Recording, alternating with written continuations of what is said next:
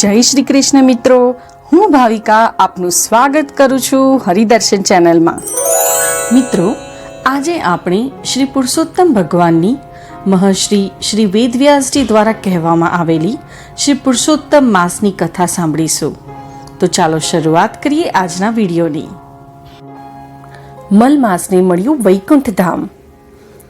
એકાગ્ર ચિત્તે અધિક માસનું આખ્યાન સાંભળી રહેલા ઋષિ મુનિઓ તરફ સ્નેહભરી દ્રષ્ટિ કરી સૂત પુરાણીજી બોલ્યા, હે તપોધન ઋષિઓ, મલમાસ તરીકે નિંદાયેલા અધિક માસની મલિનતા શ્રી પુરુષોત્તમ ભગવાનની કૃપાથી દૂર થઈ ગઈ. સંસારમાં એને પુણ્યવતી પ્રતિષ્ઠા મળી.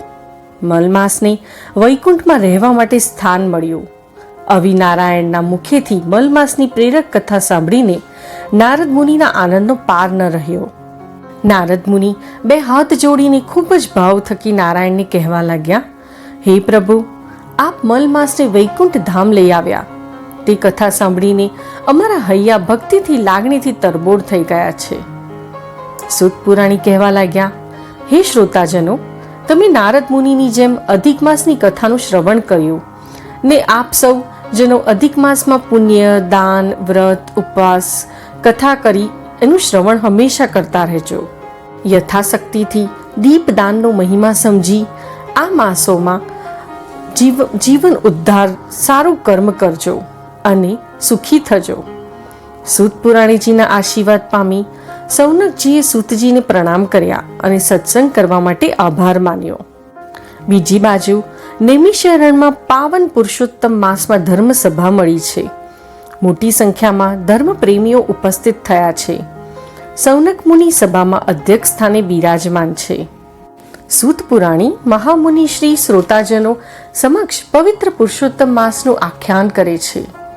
ત્યારે સભા મંડપમાંથી મુનિશ્રીને પ્રશ્ન કર્યો, હે શ્રેષ્ઠ મુનિ, આપે અધિક માસનું આખ્યાન સંભળાવી અમને ધન્ય ધન્ય કર્યા છે. હે મુનીશ્વર, આ અધિક માસનું વ્રત પ્રથમ કોણે કર્યું હતું અને તે વ્રત કરવાથી કેવું ફળ પ્રાપ્ત થાય છે તેની કથા અને દ્રષ્ટાંત અમે સાંભળવા આતુર છીએ. હે મુનીશ્વર, અધિક માસનો મહિમા ઘણો છે. તે વ્રત કેવી રીતે કરવું જોઈએ અને તે વ્રત કરવાથી શું ફળ મળે છે તથા કોણે કોણે આ વ્રત કરી ઉચ્ચતમ ફળ મેળવ્યા છે એ સઘળી કથા અમને કહો. હે પ્રભુ, અમે પણ આ પુરુષોત્તમ માસનું વિધિ વિધાન સહિત વ્રત કરવા ઈચ્છીએ છીએ તથા આખા માસ દરમિયાન નિયમો પાળી સંકલ્પબદ્ધ થઈ દાન વગેરે પુણ્યકર્મ કરી અમારો જીવન ઉદ્ધાર થાય એવું ઈચ્છીએ છીએ. માટે અમને વિસ્તારપૂર્વક અધિક માસની વ્રત કથા, પૂજા, આરાધના, દાન, ધર્મ વિશે દ્રષ્ટાંત સહિત સમજાવો એવી અમે સૌ અપેક્ષા રાખીએ છીએ. શ્રોતાજનોએ કથા મધ્યે આમ કહ્યું ત્યારે શૌનક ઋષિએ સૂત પુરાણીને નમ્ર અરજ કરી અધિક માસની વિસ્તૃત સમજ આપવા માટે આગ્રહ કર્યો.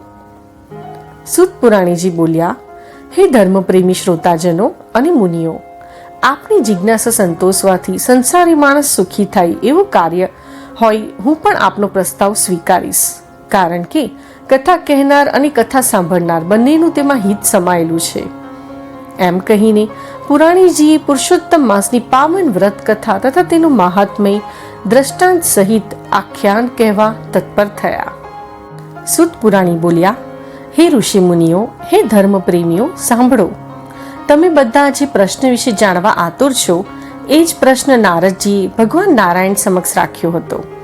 એટલે મારી જેમ જ નારાયણે ઉત્સાહથી નારદજીનો પ્રસ્તાવ સ્વીકારી લઈ કથા કહેવા તત્પર થયા હતા. તે વિશે હું કહું છું તે સાંભળો. નારાયણજી કહેવા લાગ્યા, હે મુનિવર નારદ, તમારી ભક્તિ અને પ્રેમ જોઈ તમારા મનમાં જે જાણવાની ઈચ્છા થઈ છે તે વિશે સવિસ્તાર જણાવું છું તે સાંભળો. વળી તમારા પ્રશ્નના અનુસંધાનમાં હું પુરુષોત્તમ માસનું મહાત્મય અને તેનું દ્રષ્ટાંત કહું છું તે સાંભળો. એક વખત કૌરવો માટે જુગટું રમી સર્વસ્વ હારી ગયેલા પાંડવો કામ્યક વનમાં રહેવા લાગ્યા. વૈભવ છોડી વનમાં આવેલા પાંડવો સાથે દ્રૌપદીના દુઃખનો પાર નથી. તે કષ્ટમય જીવન ગુજારે છે.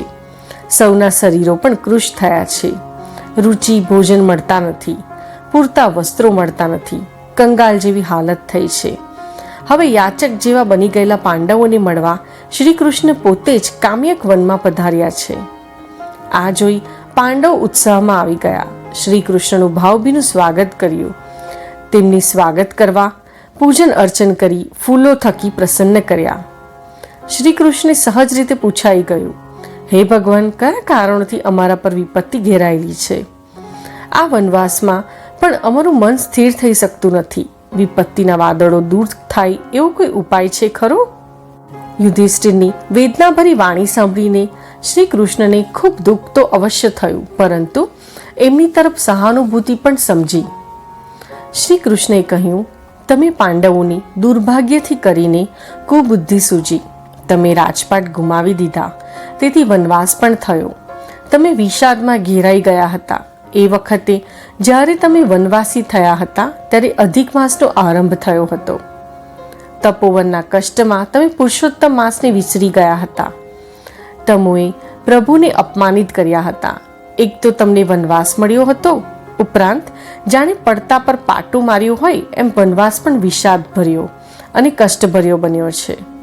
તેનું કારણ કર્મની આળસમાં તમારાથી અધર્મ થઈ ગયું હતું.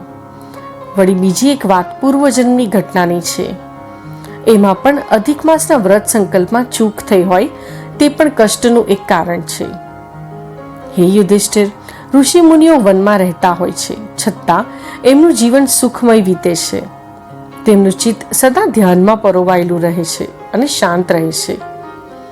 વિષાદ એમની આજુબાજુ ફરકી પણ શકતો નથી.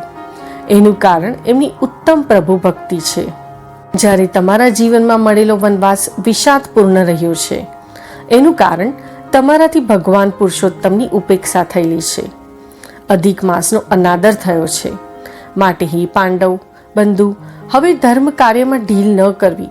વિલંબ કરવામાં વિનાશ સર્જાય તે પહેલા પ્રભુ આરાધનાને પ્રતાપે વનવાસના વર્ષો સરળતાથી વીતે એવું કરો.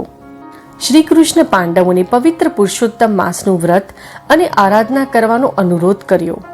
તેથી યુધિષ્ઠિરના મનમાં પવિત્ર પુરુષોત્તમ માસમાં ભગવાન પુરુષોત્તમની ભક્તિ કરવાનો સંકલ્પ દ્રઢ થયો.